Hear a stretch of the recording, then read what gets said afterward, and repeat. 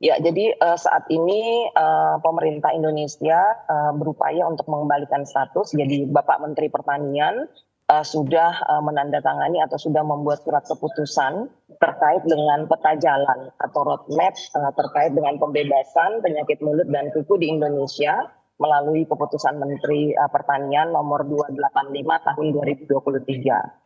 Peta jalan ini mengacu pada ketentuan yang sudah ditetapkan oleh Badan Kesehatan Hewan Dunia atau yang kita sebut sebagai World Organization for Animal Health, karena WOAH inilah yang akan mengakui jika Indonesia akan bebas kembali oleh penyakit mulut dan kuku. Dan di dalam roadmap tersebut sudah ada indikator-indikator terkait dengan keberhasilan PMK yang harus kita raih secara bertahap, dan harapannya kita menargetkan Indonesia bisa kembali bebas PMK tanpa vaksinasi pada tahun 2035. Nah, membebaskan kembali Indonesia dari PMK ini adalah merupakan program jangka panjang dan bertahap tentunya dari pemerintah pusat dan daerah. Untuk itu membutuhkan semua dukungan dari semua pemangku kebijakan, juga pemangku kepentingan lainnya, termasuk juga masyarakat. Dan yang paling penting adalah diperlukan berbagai kombinasi kegiatan untuk memastikan ketersediaan vaksin PMK cukup dan berkesinambungan, serta capaian vaksinasi PMK bisa maksimal untuk memberikan imunitas yang baik kepada hewan rentan sehingga tidak muncul lagi kasus penyakit PMK karena antibodi terkait dengan vaksin PMK ini sudah memberikan kekebalan kepada hewan rentan. Yang paling penting juga adalah perlu dilakukan pengamatan melalui surveillance terhadap kejadian PMK dan bagaimana tindakan pengendalian yang kita lakukan. Dan yang paling penting adalah mengedukasi para peternak kita untuk melaksanakan praktek peternakan yang baik dan benar melalui biosecurity yang benar, dan juga segera melaporkan kepada para petugas kesehatan hewan jika ditemukan gejala klinis yang mirip penyakit PMK. Dan yang terakhir adalah perlu dilakukan kesiapsiagaan terkait dengan pengaturan lalu lintas dari daerah yang masih bebas ya, jadi jangan sampai dari daerah tertular ke daerah yang masih bebas, sehingga kita perlu mempertahankan daerah-daerah bebas seperti Nusa Tenggara Timur, kemudian daerah di Pulau-Pulau Timur itu masih bebas PMK, dan itu perlu kita pertahankan agar tidak tertular penyakit PMK ini. Demikian, Mbak. Baik. Ya, Ibu Nuryani, jika saat wabah PMK pengusaha mendapatkan insentif, apakah untuk LSD juga akan mendapatkan insentif? Jadi memang untuk anggaran LSD tidak sebesar anggaran PMK. Jadi saat ini untuk LSD tidak ada insentif untuk peternak dalam hal kondisi wabah, tetapi kami terus berupaya untuk memasifkan terkait vaksinasi, sehingga dengan program vaksinasi ini memberikan kekebalan dan menghindari munculnya semakin banyak kasus untuk penyakit LSD ini.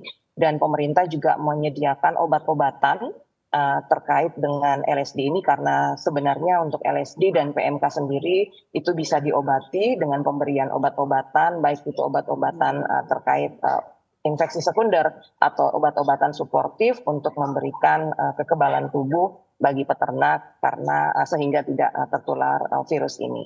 Jadi itu Mbak yang kita sampaikan. Baik, tadi Ibu sampaikan juga peran masyarakat ini sangat penting begitu ya. Tapi seperti apa edukasi yang diberikan kepada masyarakat dari Kementan? Jadi sebenarnya kan kasus untuk PMK ini sudah lama, sejak tahun 2022 tahun lalu, di mana masyarakat juga sudah melakukan masif dengan pemberitaan-pemberitaan, mengedukasi melalui media-media massa kepada masyarakat. Dan yang paling penting adalah kita menyampaikan bahwa penyakit mulut dan kuku dan penyakit LSD ini adalah penyakit yang tidak menular kepada manusia, sehingga aman bagi manusia terkait dengan penyakit PMK dan LSD ini. Jadi ini hanya menyerang atau menularkan dari hewan rentan ke hewan rentan ini. Kemudian kami juga mengedukasi masyarakat di dalam rangka pelaksanaan Idul Kurban ini atau Idul Adha ini, untuk tadi membeli korban pada tempat-tempat atau penjualan-penjualan yang telah mendapatkan izin atau berada di bawah pengawasan pemerintah daerah. bagaimana dengan di bawah pemerintah daerah, masalah hewan kurban itu terjamin kesehatannya, sudah diperiksa oleh dokter hewan atau petugas kesehatan yang berwenang, dan juga sudah memiliki surat sertifikat atau surat keterangan kesehatan hewan. Begitu, Mbak. Bagaimana dengan efeknya apabila hewan yang terinfeksi ini termakan oleh manusia? Ya, seperti yang tadi kami sampaikan bahwa untuk penyakit mulut dan kuku dan penyakit LSD ini bukan penyakit zoonosis. Jadi bukan penyakit yang kemudian jika ternak itu sakit kemudian dimakan oleh manusia, manusianya akan sakit. Tetapi ini hanya penularan dari ternak ke ternak atau hewan rentan ke hewan rentan. Jadi tidak ada masalah, tetapi yang perlu kami sampaikan bahwa untuk manusia sendiri, untuk ternak yang akan dikonsumsi oleh manusia harus dilakukan pemeriksaan sebelum hewan kurban itu dipotong dan diperiksa lagi setelah hewan kurban itu dipotong untuk memberikan jaminan bahwa hewan tersebut siap atau layak dikonsumsi oleh manusia. Artinya tidak ada efeknya bagi kesehatan manusia apabila mengkonsumsi hewan yang terinfeksi? Iya, karena ini bukan penyakit zoonosis. Jadi sebenarnya tidak ada masalah, hanya saja dari sisi estetika saja, seperti yang kita ketahui penyakit LSD ini kan ada semacam di kulitnya, jadi tidak baik kalau bagian-bagian yang sakit itu dikonsumsi oleh manusia, tetapi tidak menyebabkan sakit pada manusia yang mengkonsumsi hewan tersebut. Bagaimana dengan fatwa MUI tentang syarat hewan kurban terjangkit LSD yang bisa ditolerir? Ya, kemarin sudah diterbitkan oleh fatwa MUI nomor 34 tahun 2023 tentang hukum dan panduan pelaksanaan ibadah kurban saat merebaknya penyakit LSD.